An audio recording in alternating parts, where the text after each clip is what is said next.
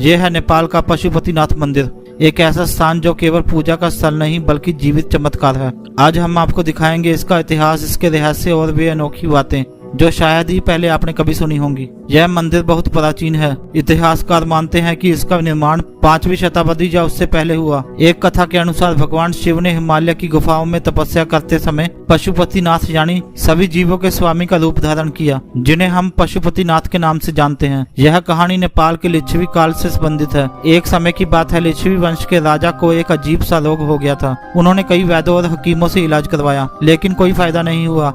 राजा बहुत दुखी रहने लगा। एक रात उन्हें सपने में भगवान शिव ने दर्शन दिए। भगवान शिव ने राजा को बताया कि उनके राज्य में बागमती नदी के किनारे एक स्थान पर शिवलिंग छिपा है। अगर राजा उस शिवलिंग को ढूंढकर उसकी पूजा करे तो उनका रोग ठीक हो जाएगा। अगले दिन राजा ने अपने सैनिकों के साथ उस जगह की तलाश शुरू कर दी। बहुत खोजबीन के बाद उन्हें शिवलिंग मिला, जो आज मंदिर में स्थापित है। राजा ने पूरी श्रद्धा के साथ उस शिवलिंग की पूजा अर्चना की और चमत्कारी रूप से उनका रोग ठीक हो गया। राजा ने भगवान शिव के प्रति कृतज्ञता दिखाने के लिए उसी स्थान पर एक भव्य मंदिर बनवाया। यह मंदिर न केवल नेपाल बल्कि पूरे विश्व के हिंदुओं के लिए आस्था का केंद्र बन गया। आज यह सिर्फ नेपाल का नहीं बल्कि पूरे विश्व का एक अनोखा धरोहर स्थल है। यह एक विशाल परिसर है जिसमें कई मंदिर और आश्रम शामिल है। पशुपतिनाथ मंदिर जटिल लकड़ी की निकाशी और पत्थर से बना है। मूल मंदिर जो पहले लकड़ी का था और दीमक से नष्ट होने लगा था। 15वीं शताब्दी में पशुपतिनाथ मंदिर को पत्थर और धातु से बनाया गया था। पशुपतिनाथ मंदिर की छत तांबे और सोने से ढकी है और दरवाजे चांदी के बने हैं। मंदिर के गर्भगृह में 4 मुख वाला शिवलिंग है।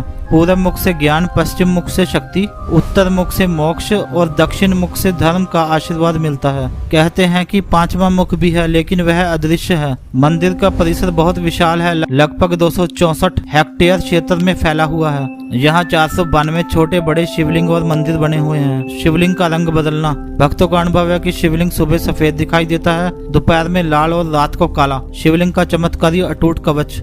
पशुपतिनाथ का मुख्य शिवलिंग चतुर्मुखी है, यानी इसके 4 चेहरे हैं। यह शिवलिंग साल में कुछ खास दिनों पर जैसे शिवरात्रि के समय अपनी जगह से थोड़ा ऊपर उठ जाता है। यह एक ऐसा रहस्य है जिसे वैज्ञानिक पूरी तरह नहीं समझ पाए। कुछ लोगों का मानना है कि यह भगवान शिव की ऊर्जा के कारण होता है, जो शिवरात्रि के समय अपने चरम सीमा पर होती है। एक और दिलचस्प बात कि शिवलिंग पर कभी जल नहीं ठहरता। अभिषेक के लिए चढ़ाया गया जल तुरंत सूख जाता है या पता नहीं कहाँ चला जाता है।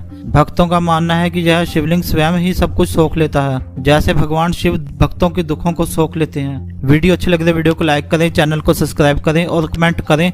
हर हर महादेव, जय भोलेनाथ। इस चमत्कार को देखकर कई लोगों ने इसे अटूट कवच का नाम दिया है। प्राचीन समय में पशुपतिनाथ मंदिर में बकरों की बलि दी जाती थी।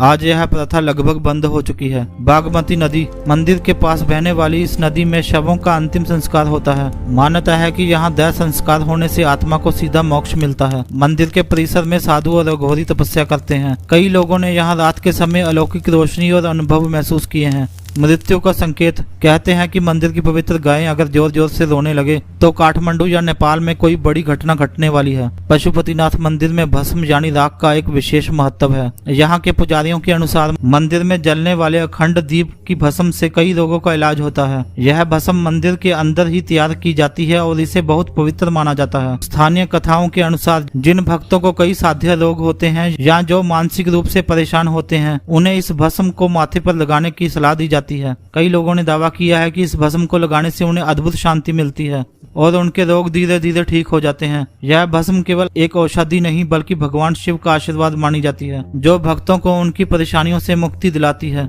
मंदिर में नंदी का रहस्य। मंदिर के परिसर में भगवान शिव के वाहन नंदी की एक विशाल प्रतिमा है। यह प्रतिमा देखने में सामान्य लगती है, लेकिन इसके बारे में एक अद्भुत कहानी प्रचलित है। माना जाता है कि नंदी की यह प्रतिमा हर साल थोड़ा थोड़ा बाईं ओर झुक रही है। कथा के अनुसार जब तक नंदी बाईं ओर पूरी तरह झुक नहीं जाते तब तक कलयुग का अंत नहीं होगा। कुछ लोगों का यह भी मानना है कि नंदी की प्रतिमा भगवान शिव के आने वाले चमत्कारों का संकेत है। नंदी का यह झुकना सदियों से एक रहस्य बना हुआ है, जिसे वैज्ञानिक भी समझने की कोशिश कर चुके हैं, लेकिन कोई ठोस वजह सामने नहीं आई। यह घटना भक्तों के लिए एक बड़ा चमत्कार है, जो उनकी आस्था को और मजबूत करता है। 2015 में नेपाल में एक भयंकर भूकंप आया था।